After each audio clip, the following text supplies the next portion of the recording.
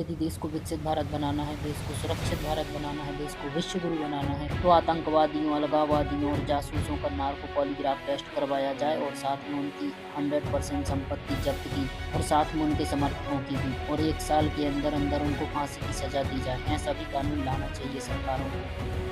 जहाँ तक मेरा मानना है कि सरकारों को 2-4 चीज़ें और कर देनी चाहिए। पहली चीज़ कि जो भी व्यक्ति इलेक्शन लड़ता है, जिसको भी टिकट दी जाती है, तो उसकी क्वालिफ़िकेशन निर्धारित कर देनी चाहिए कि वह व्यक्ति कम से कम ग्रेजुएट होना अति आवश्यक हो और उसके नाम पर किसी भी प्रकार की कोई एफआईआर दर्ज नहीं होनी चाहिए।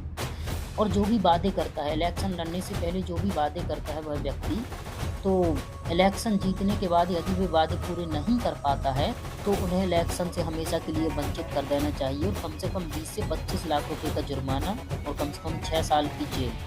इससे क्या होगा कि कोई भी व्यक्ति, उसके पास चाहे कितनी भी संपत्ति क्यों ना हो, चाहे वो कितना भी प्रख्यात क्यों ना हो, पर इलेक्शन लड़ने से पहले 10 बार सोचेगा कि यदि मैं वादे पूरे नहीं कर पाता हूँ, तो मुझे 6 साल की जेल होगी और साथ में 20 से 25 लाख का जुर्माना देना पड़ेगा और हमेशा के लिए मैं इलेक्शन से वंचित हो जाऊँगा। इससे क्या होगा कि वो व्यक्ति सोच समझ कर बातें करेगा और जो भी वादा करेगा, वो पूरे करेगा। और साथ में सरकारों को कानून व्यवस्था पर तो ध्यान देना ही होगा, क्योंकि कानून व्यवस्था सही नहीं है ना, तो देश में आतंकवादी, अलगाववादी बढ़ते ही जाएंगे। क्योंकि देश के बाहर के आतंकवादियों को तो हम खत्म कर सकते हैं, पर देश में जो आतंकवादी पनप रहे होते हैं उनका क्या? जैसा कि दिल्ली में बॉम्ब ब्लास्ट हुआ है, उसमें कोई बाहर का आतंकवादी तो है नहीं, हमारे देश के ही आतंकवादी है। वो क्यों पनप रहे हैं? क्योंकि उनको पता है ज्यादा से ज्यादा जेल जाएंगे और क्या होगा, कुछ नहीं होगा।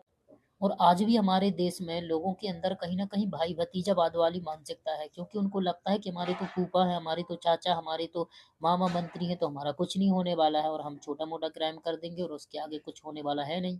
और साथ में करप्शन, जिस दिन ये सभी चीज़ें ठीक हो जाए ना, उस दिन हमारा देश 2047 में नहीं बल्कि 2037 में ही विकसित भारत बन जाएगा। बस सरकारों को ध्यान देने की आवश्यकता है। माननीय प्रधानमंत्री श्री नरेंद्र मोदी जी से मेरा निवेदन है कि इस पर जल्द से जल्द ध्यान दिया जाए। बाकी आप लोग इस वीडियो को ज़्यादा से ज़्यादा शेयर कीजिएगा ताकि हर एक व्यक्ति के पास ये वीडियो पहुँचे।